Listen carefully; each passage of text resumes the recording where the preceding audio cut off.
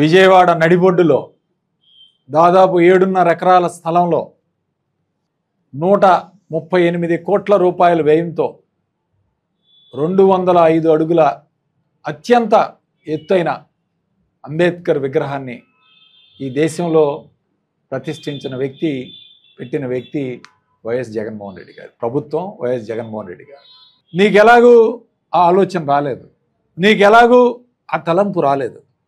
ఈరోజు జగన్మోహన్ రెడ్డి గారు ఎంతో గొప్పగా ఆయన జీవిత చరిత్రను కానీ ఫోటోల రూపంలో, విజువల్స్ రూపంలో, అద్భుతంగా వీడియోల రూపంలో ప్రతి ఒక్కరికి అర్థమయ్యేటట్లు అక్కడ ఏర్పాటు చేసిన మాట వాస్తవం కాదా?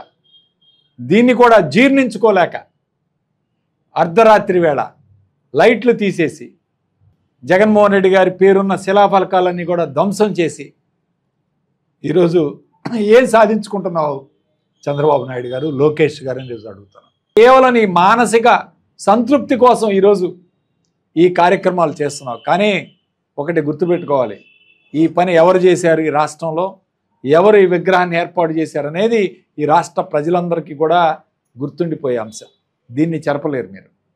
శిలాఫలకాల మీద పేర్లు చెరిపేసే కార్యక్రమం చేయొచ్చు, కానీ ప్రజలకు ఈరోజు ఎవరు ఏర్పాటు చేశారు అనే విషయాన్ని చేర్పలేరు. ఈరోజు ఒక్కసారి దళిత సోదరులారా ఒక్కసారి ఆలోచించండి. జగన్మోహన్ రెడ్డి గారు ప్రభుత్వం ఏర్పడితే 5గురు దళితులు ఇవాళ మంత్రివర్గంలో స్థానం కల్పించారు జగన్మోహన్ రెడ్డి గారు. ఇవాళ ఎంతమందికి స్థానం ఇచ్చాడు చంద్రబాబు నాయుడు? కేవలం 2కి. ఇద్దరంటే ఇద్దరికే స్థానం ఇచ్చాడు ఈరోజు చంద్రబాబు నాయుడు గారు. ఇది చంద్రబాబు నాయుడు. గతంలో కూడా అంతే.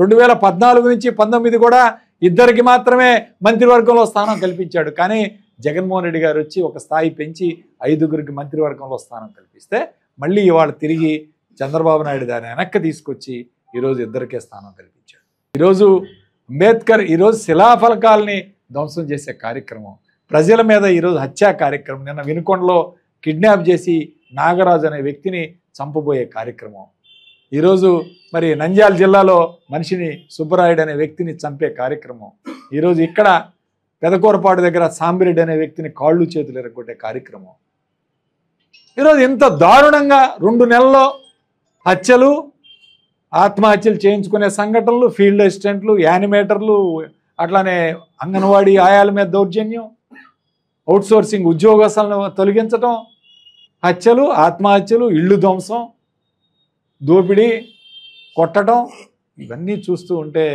2 నెలల్లో ఈ రాష్ట్రంలో ఎటువంటి దాడులు జరుగుతున్నాయి, ఎటువంటి సంఘటనలు జరుగుతున్నాయి ఒక్కసారి ప్రజలందరూ గమనించాలి. వీళ్ళు చేపడతా ఉన్న అమ్మఒడి ఏదైతే పేరు పెట్టారో తల్లికి వందనం పక్కనకి జరిపారు. ఈరోజు సీజన్లో ఇప్పుడు ఇవాళ రైతులకి మేలు చేసే కార్యక్రమం, రైతు భరోసా కార్యక్రమం జగన్మోహన్ రెడ్డి గారు ఇస్తుంటే దాని ఊసే లేదు. రైతు భరోసా లేదు, తల్లికి వందనం లేదు, విద్యార్థులకి ఫీజు రీయింబర్స్మెంట్ లేదు.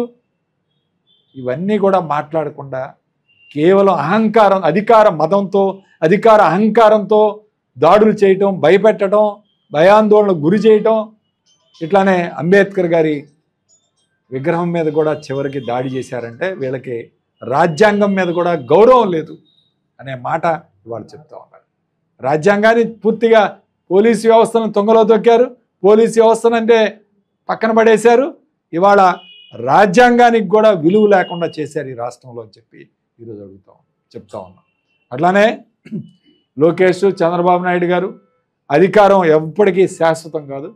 అధికారం అనేది వస్తూ ఉంటుంది, పోతూ ఉంటుంది.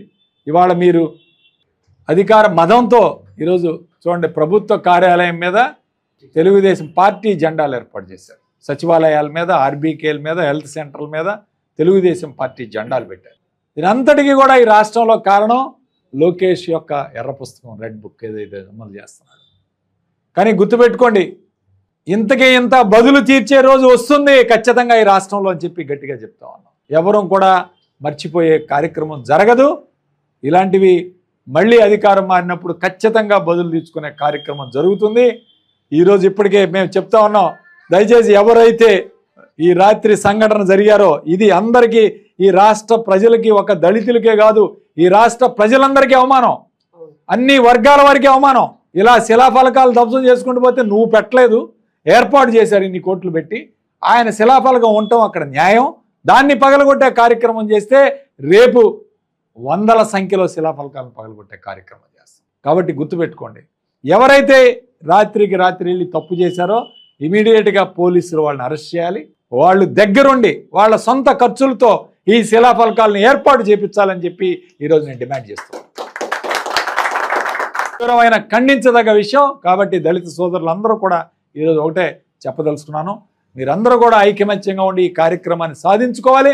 ఒకవేళ వాళ్ళు చేయకపోతే కోర్టులోనైనా వేసి దీనికి ఆర్డర్స్ తీసుకొచ్చే కార్యక్రమం కూడా చేపట్టే కార్యక్రమం కూడా చేయాలని చెప్పి, కోర్టు ద్వారా కూడా చేయించాలని చెప్పి నేను మనస్ఫూర్తిగా కోరుకుంటూ, అంబేద్కర్ గారికి మా యొక్క క్షమాపణలు కోరుకుంటూ, అంబేద్కర్ గారి ఆత్మకు శాంతి చేకూర్చాలని చెప్పి నేను మనస్ఫూర్తిగా కోరుకుంటూ సెలవు తీసుకుంటాను.